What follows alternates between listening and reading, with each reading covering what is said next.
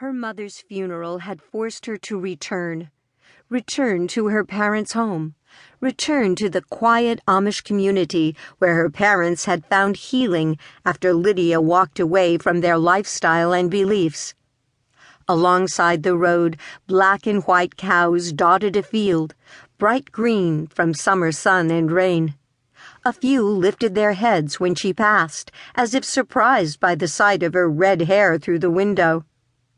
Rain always gave her a fuzzy silhouette.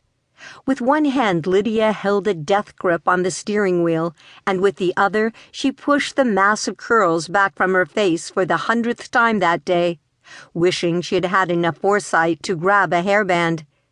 That had been the only good thing about wearing a cop during her growing-up years. She could pin her hair up with a dozen pins, tuck it under the starched white head covering, and forget about it. A cop. One thing that wasn't so bad about being Amish. That and the fact she had had plenty of time to daydream stories as she mucked stalls, hung clothes on the line, and stitched perfect designs on dishcloths. If only life was so simple. She told herself she wouldn't look back, and she rarely did. But now she had no choice. Like a hook caught into her heart, the truth of who she was, how she'd been raised, reeled her in. Truth. She could only run from it for so long. Gideon Hooley approached the gelding with easy steps. The horse didn't cast one look, but from his perked ears, Blue knew he was not alone in the pasture. The horse's brown coat shimmered in the sunlight, muscles rippling as he took one step forward. Tense. At any moment he could turn, chase Gideon down, and trample him. Gideon had seen it before. But something deep down in his gut told him Blue was different, no matter what others said. Untamable was how Dave Carish described him. The Englishman blamed it on the fact he had had to pull the foal after the mother died in labor. "Poor thing was without oxygen and as blue as the Montana sky," Dave had said, and the name had stuck. The problem was the Englishman worked hard to provide for his family and hadn't given enough time to the temperamental creature. Gideon had seen it before. Horse owners often had better intentions than time and skill, and sometimes Gideon felt that instead of helping people with horse problems, he was actually helping horses with people problems. He took another step forward.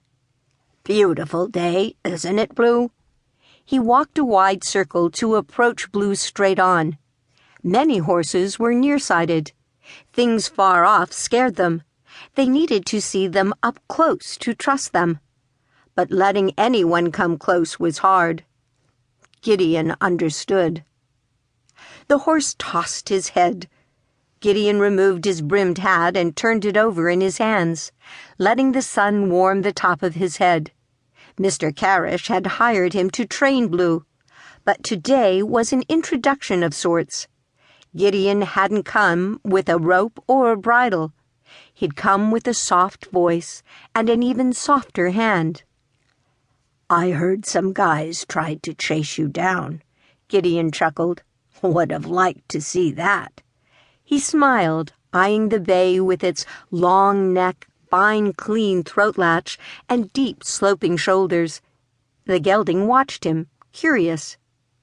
"Intelligent eyes. With the right training, he'll be a fine horse."